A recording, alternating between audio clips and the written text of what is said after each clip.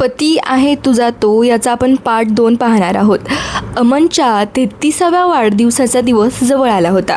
गेल्या 5 वर्षात सुप्रियासाठी अमनचा वाढदिवस म्हणजे एखाद्या सणासारखा असायचा.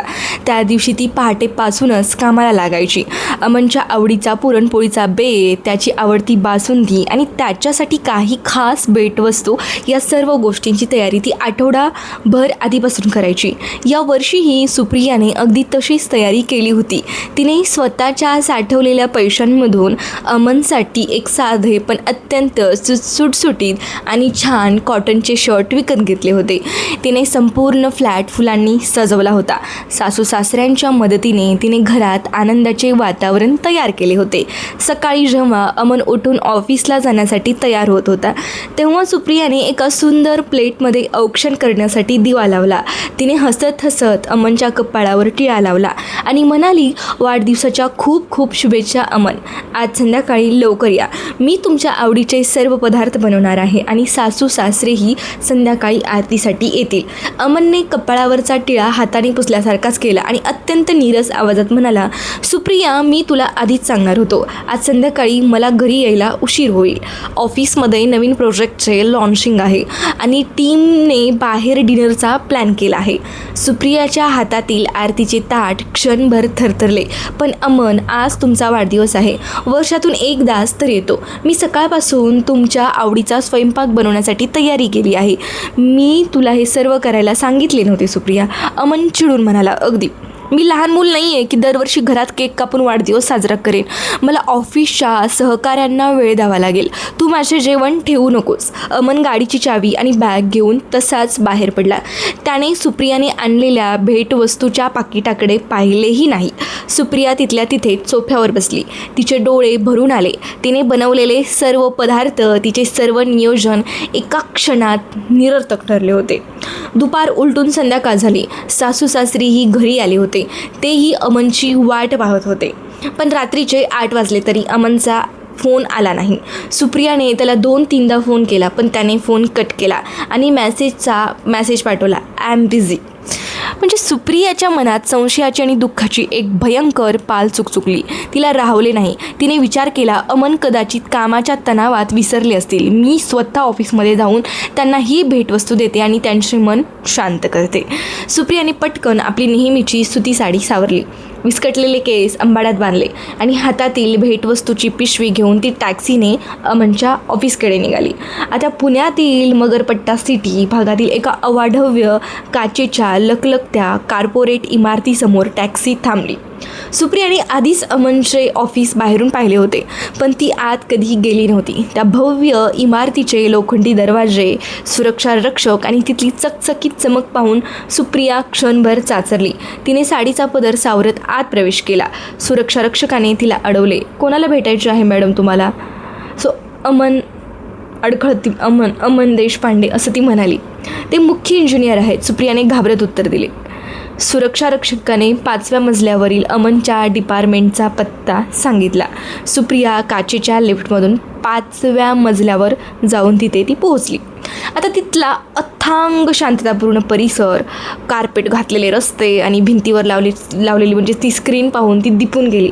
तिने एका कर्मचाऱ्याला विचारून अमनच्या केबिनचा मार्ग शोधला. अमनची केबिन संपूर्णपणे काचेची, एकदम म्हणजे ग्लासची होती, ग्लास पार्टिशनची होती. सुप्रिया केबिनच्या दिशेने चालत गेली ती बिचारी.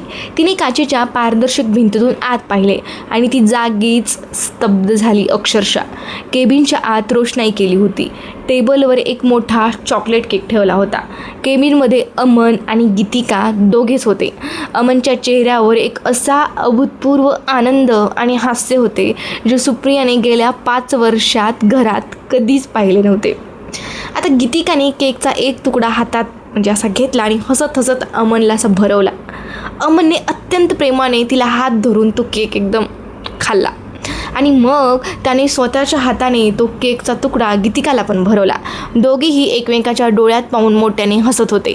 अमनच्या डोळ्यात गीतिकाबद्दल असलेले ते आकर्षण, ते प्रेम सुप्रियाच्या तीक्ष्ण नजरेतून लपले नाही. सुप्रियाच्या पायाखालची जमीन अक्षरशः सरकली. कोणत्याही स्त्रीच्या पायाखालची जमीन सरकली असती हे दृश्य कोणत्याही या जगातल्या स्त्रीने पाहिले असते, अगदी कोणी का असेना पाहिले असते तरी. आता तिच्या हातातील ती भेटवस्तूची पिशवी खाली गळली. तिचा श्वास घेणे कठीण झाले होते. म्हणजे ऑफकोर्स आपल्या नवऱ्याला असं बरोबर पाहिलं तर म्हणजे काय होणार आहे ना. आता तिचा नवरा ज्याच्यासाठी ती रोज सकाळी उठून स्वतःचे आयुष्य अर्पण करत होती, तो तिच्यापासून दूर जाऊन एका दुसऱ्या स्त्रीच्या सौंदर्यात आणि सहवासात स्वतःचा आनंद शोधत होता. सुप्रियाची हिंमत झाली नाही की तिने काचेचा तो दार उघडावा आणि आत जावे. तिला स्वतःच्या या विस्कटलेल्या रूपाची, या साध्या साडीची आणि अज्ञानाची प्रचंड लाज वाटू लागली. तिला वाटले की जर ती आत गेली तर अमन सर्व सहकाऱ्यांसमोर तिचा अधिक अपमान करेल. सुप्रियाने शांतपणे खाली पडलेली पिशवी उचलली आणि ती माघारी फिरली. लिफ्टमधून खाली येताना तिच्या डोळ्यांतून अश्रूंच्या धारा वाहू लागल्या. इमारतीच्या बाहेर आल्यावर मुसळधार पावसात सुप्रिया ऑफिस बाहेरील एका बाकावर बसली आणि तोंडावर हात ठेवून फुटून म्हणजे रडू लागली. बिचारी काय करणार, कोणती स्त्री असली असती तरी म्हणजे रडलीच असती यार. तिचे संपूर्ण जग एका क्षणात उद्ध्वस्त झाले होते. योगायोगाने त्याचवेळी गीतिका ऑफिसमधून तिची बॅग घेऊन स्वतःच्या गाडीकडे जाण्यासाठी बाहेर पडली होती. तिची नजर रस्त्याच्या कडेला पावसात भिजत बाकावर बसून रडणाऱ्या सुप्रियावर पडली. गीतिकाने सुप्रियाला लगेच ओळखले, कारण अमनच्या डेस्कवर सुप्रियाचा एक जुना कौटुंबिक फोटो ठेवलेला होता. आता गीतिकाने तिची छत्री उघडली आणि ती सुप्रियाच्या दिशेने चालत आली. गीतिका सुप्रियाजवळ थांबली. तिने छत्री सुप्रियाच्या डोक्यावर धरली आणि अत्यंत आदरयुक्त आवाजात विचारले, तुम्ही सुप्रियाजी ना, अमनची वाईफ? सुप्रियाने दचकून मान वर केली. तिने समोर उभ्या असलेल्या गीतिकाकडे पाहिले. तीच आकर्षक, अतिशय सुंदर आणि आत्मविश्वासी गीतिका होती. सुप्रियाने पटकन आपले अश्रू पुसले आणि उभी राहण्याचा प्रयत्न केला. तिचे ओठ भीतीने आणि दुःखाच्या वेगाने बिचारीचे कापत होते. सुप्रियाने घाईघाईने साडीच्या पदराने आपले ओले डोळे पुसले. तिच्या कपाळावरील ओली टिकली थोडी बाजूला सरकली होती. समोर उभ्या असलेल्या गीतिकाचे ते परिपूर्ण रूप, तिचा नेटका ड्रेस, आधुनिक हेअरस्टाईल आणि चेहऱ्यावरचा अभूतपूर्व आत्मविश्वास पाहून सुप्रियाच्या मनात न्यूनगंडाची म्हणजे एकदम लाट उसळली होती. मी सुप्रिया अत्यंत अस्वस्थ आणि खिन्न स्वरात म्हणाली. तुम्ही गीतिका मॅडम ना, अमनच्या ऑफिसमधल्या सहकारी. गीतिकाने सुप्रियाच्या चेहऱ्यावरील वेदना ओळखली. तिने छत्री दोघांच्या डोक्यावर नीट सावरली, तर दोघींच्या छत्रावर जितकी येईल तितकी, आणि सुप्रियाचा थरथरणारा हात धरून तिला बाकावर पुन्हा खाली बसवले. सुप्रियाजी, मी तुम्हाला थोड्या वेळापूर्वी 5व्या मजल्यावरील काचेच्या दरवाजावर बाहेर पाहिले होते. गीतिका अत्यंत शांत आणि मऊ स्वरात म्हणाली. तुम्ही आत न येताच अचानक निघून का आल्या आणि या मुसळधार पावसात इथे बसून रडण्या इतपत काय घडले आहे? गीतिकाच्या या आपुलकीच्या प्रश्नाने सुप्रियाच्या उरल्या सुरल्या संयमाचा बांध पूर्णपणे फुटला. गेल्या 5 वर्षापासून मनात साचून राहिलेले दुःख, अपमान आणि आज डोळ्यांसमोर पाहिलेला विश्वासघात एकाच वेळी बाहेर आला. मी काय करू मॅडम? सुप्रिया एकदम असं उद्वेगाने हुंदके देत म्हणाली. माझा नवरा माझ्यापासून दिवसेंदिवस दूर निघून चालला आहे. त्यांना माझ्यासोबत राहायला आवडत नाही, माझ्याशी बोलायला आवडत नाही. माझी उपस्थितीच त्यांना संकोचजनक वाटते. मी आज त्यांच्या वाढदिवसासाठी हा शर्ट घेऊन आले होते, पण मी जेव्हा तुम्हाला आणि त्यांना आत इतक्या आनंदाने हसताना पाहिले तेव्हा माझी हिंमतच झाली नाही आत जाण्याची. कोणत्याही स्त्रीची झालीच नसती यार. गीतिका शांतपणे ऐकत राहिली. सुप्रिया पुढे बोलत राहिली. मी काय चूक केली मॅडम? मी रोज सकाळी पहाटे 5 वाजता उठते, घर स्वच्छ ठेवते, अमनला काय आवडते तेच बनवते, सासू सासऱ्यांची सेवा करते. एका आदर्श पत्नीने जे करायला हवे ते सर्व मी प्रामाणिकपणे करण्याचा प्रयत्न करते. मग तरीही अमन माझ्याऐवजी तुमच्यासोबत अधिक खुश का दिसतात? मला सांगा, मी अशी कोणती चूक केली आहे की त्यांनी मला त्यांच्या आयुष्यातून पूर्णपणे बेदखल केले आहे? गीतिकाने छत्री बाजूला ठेवून सुप्रियाचे दोन्ही हात आपल्या हातात असे घट्ट धरले आणि गीतिकाच्या डोळ्यामध्ये पाहत सुप्रियाबद्दल कोणतीही तुच्छता नव्हती, तर एक अतिशय खरीखुरी कळकळ आणि आदर होता. सुप्रियाजी, गीतिका अत्यंत गंभीर आणि ठाम स्वरात म्हणाली. तुम्ही मला विचारत आहात ना की तुमची काय चूक झाली? मग आज एक स्त्री म्हणून मी तुम्हाला तुमचे कटू सत्य सांगणार आहे, ते ऐकायची तयारी ठेवा. सुप्रियाने आश्चर्याने असं गीतिकाकडे पाहिले आणि म्हणाली, हो सांगा. तुमची सर्वात मोठी चूक ही आहे. गीतिका सुप्रियाच्या साडीकडे आणि तिच्या विस्कटलेल्या रूपाकडे इशारा करत म्हणाली की की तुम्ही स्वतःचे सर्व अस्तित्व एका पुरुषाच्या पायाशी गहाण ठेवले आहे. तुम्ही विचार करताय की तुम्ही अमनची दिवस रात्र सेवा करता, पण सुप्रियाजी, पती हा तो तुमचा मालक नाही आणि तुम्ही त्याची नोकरानी नाही आहात. सुप्रियाच्या डोळ्यांतून अश्रू ओघळले, पण ती शांत राहिली नाही.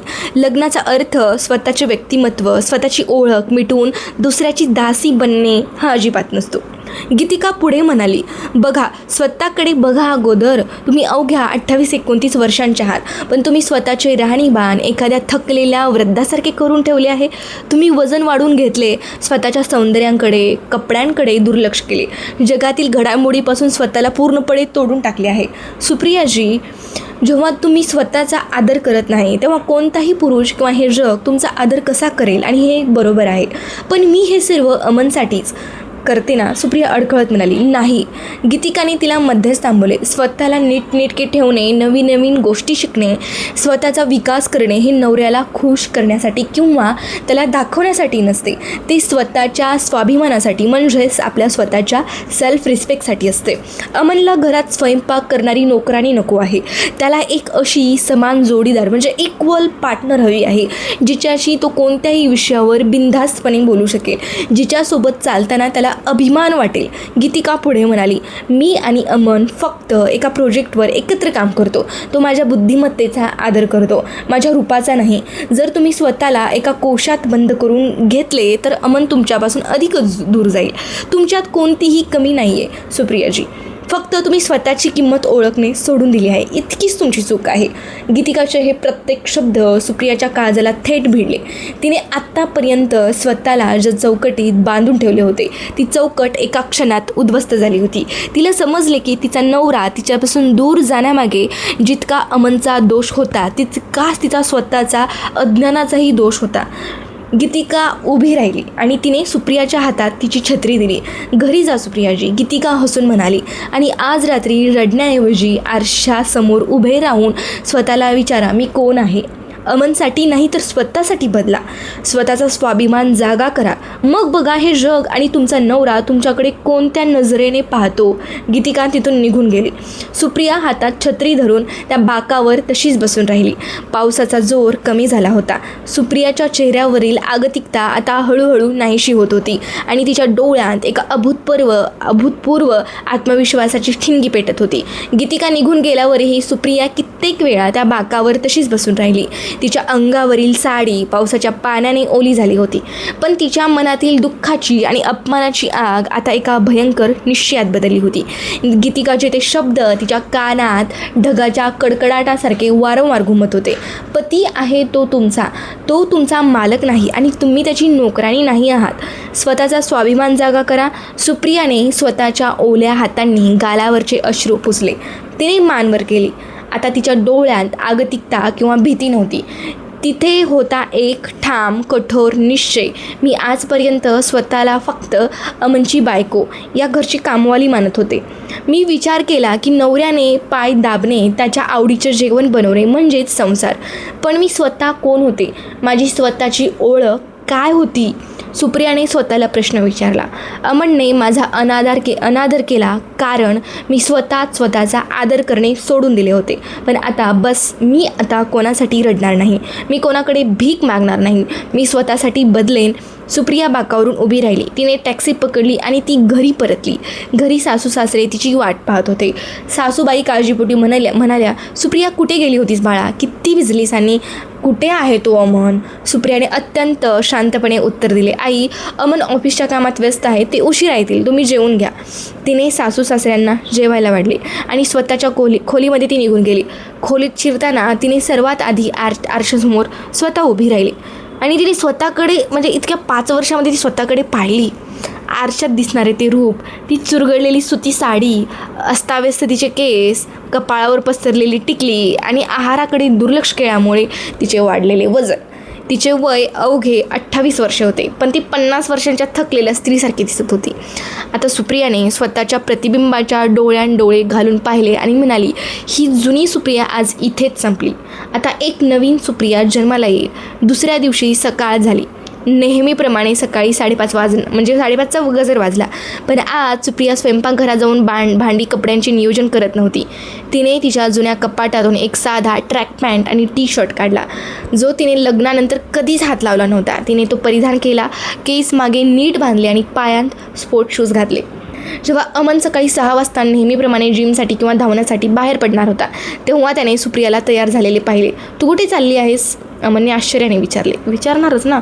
सुप्रियाने त्याच्याकडे अतिशय शांतपणे पाहिले, न अडकळता म्हणाली, मॉर्निंग वॉकसाठी सोसायटीच्या बागेमध्ये चालले मी. अमन क्षणभर स्तब्ध झाला. गेल्या 5 वर्षात सुप्रियाने कधीही व्यायामाचे नाव घेतले नव्हते. अमन काही बोलणार इतक्यात सुप्रिया त्याच्याकडे लक्ष न देता दरवाजातून बाहेर पडली.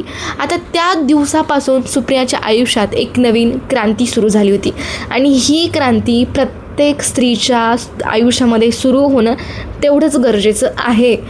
की म्हणजे स्त्रिया असं करतात की यार मुलांसाठी, नवऱ्यासाठी स्वतःचे 500,000% देतात, पण स्वतःकडे वेळ देण्यासाठी त्यांच्याकडे स्वतःला वेळ देण्यासाठी 1 मिनिटही नसतो. आणि स्वतःसाठी वेळ देणं खूप गरजेचं आहे. आता सकाळी 1 तास बागेमध्ये वेगाने चालणे आणि योगासने करणे तिने सुरू केले. सुरुवातीला तिच्या शरीराला प्रचंड त्रास झाला. तिचे पाय दुखायचे, श्वास फुलायचा, पण तिने हार मानली नाही. जिद्दीने ती रोज सकाळी बागेत घाम गाळू लागली. वॉकवरून आल्यानंतर तिने स्वतःच्या आहारावर म्हणजे डाएटकडे पूर्ण नियंत्रण मिळवले. स्वयंपाकघरात सासू सासऱ्यांसाठी आणि अमनसाठी नेहमीचे जेवण बनवताना तिने स्वतःसाठी तेलकट, तूपकट पदार्थ आणि साखर पूर्णपणे बंद केली. ती उकडलेल्या भाज्या, सॅलेड, स्प्राउट्स आणि भरपूर पाणी पिऊ लागली. पण बदल फक्त शरीरापुरता मर्यादित नव्हता. सर्वात मोठा बदल तिच्या बुद्धिमत्तेत आणि व्यक्तिमत्वात घडून आणायचा होता. सुप्रियाने तिच्या साठवलेल्या पैशांमधून एक नवीन चांगला स्मार्टफोन म्हणजे आपला मोबाईल विकत घेतला. तिने त्या फोनचा वापर सोशल मीडिया किंवा टाईमपाससाठी नाही, तर स्वतःला शिक्षित करण्यासाठी सुरू केला. तिने शहरातल्या एका नामांकित इन्स्टिट्यूटमध्ये इंग्लिश स्पीकिंग आणि पर्सनॅलिटी डेव्हलपमेंटच्या ऑनलाईन कोर्ससाठी प्रवेश घेतला. दुपारी जेव्हा घरचे सर्व काम संपायचे, तेव्हा उरलेला पूर्ण वेळ सुप्रिया अभ्यासात घालवायची. ती रोज 50 नवीन इंग्रजी शब्द पाठ करायची, त्यांचा वाक्यात वापर करायची. तिने इंग्रजी वर्तमानपत्रे म्हणजे द हिंदू, इंडियन एक्सप्रेस वाचण्यासाठी सुरुवात केली. जागतिक घडामोडी, शेअर मार्केटचे प्राथमिक नियम, राजकारण आणि तंत्रज्ञान या विषयावरील व्हिडिओ पाहून ती ज्ञान आत्मसात करू लागली. रोजच्या रोज ती हे करायची. इतकेच नाही तर तिने स्थानिक वाचनालय म्हणजे आपली जे लोकल वाचनालय असतात, लायब्ररीचे तिनं सबस्क्रिप्शन घेतलं. ती दर आठवड्याला नवीन आत्मचरित्रे, बिझनेसचे मॅगझिन्स, जगातील पुस्तके आणि कादंबऱ्या आणून वाचू लागली. अमनला या बदलांची फारशी जाणीव होत नव्हती, कारण तो सकाळी 8 वाजता जे ऑफिसला निघून जायचा आणि रात्री उशिरा यायचा. त्याच्या दृष्टीने सुप्रिया अजूनही तीच जुनी बायको होती. सुप्रियानेही अमनसमोर स्वतःचे कौतुक करणे किंवा स्वतःच्या बदलांचे प्रदर्शन करणे टाळले होते. तिला तिचे काम शब्दांतून नाही तर स्वतःच्या कृतीतून आणि निकालातून दाखवून द्यायचे होते. एका महिन्यातच सुप्रियाच्या चेहऱ्यावरचा थकवा दूर होऊन तिने एक वेगळी तजेलदारपणा येऊ लागली होती. तिचा आत्मविश्वास वाढत होता. आता ती अमनच्या परतीची वाट पाहत सोप्यावर रडत बसत नव्हती. अमन रात्री उशिरा आला तरी सुप्रिया स्वतःच्या खोलीत पुस्तक वाचत असायची किंवा लॅपटॉपवर अभ्यास करत असायची. अमन जेव्हा रात्री खोलीत यायचा तेव्हा त्याला सुप्रियाच्या वागण्यातला एक नवीन, अलिप्त पण आत्मविश्वासी बदल जाणवायचा. सुप्रिया आता त्याच्या मागे चहा हवा का, जेवण वाढू का करत फिरत नव्हती. तिने स्वतःचे एक वेगळे विश्व निर्माण करण्यास सुरुवात केली होती. सुप्रियाच्या या नवीन अवताराची ही तर फक्त सुरुवात होती. तिने स्वतःला पूर्णपणे बदलण्याचा एक भयंकर प्रवास सुरू केला होता. आता याच्यानंतर काय झालं हे आपण पार्ट 3 मध्ये पाहणार आहोत. ही स्टोरी आवडली असेल तर चॅनलला सबस्क्राईब करा, व्हिडिओला लाईक करा आणि तुमच्या प्रतिक्रिया मला कमेंट सेक्शन्समध्ये हव्या आहेत. सो भेटूया पार्ट 3 मध्ये. तोपर्यंत बाय.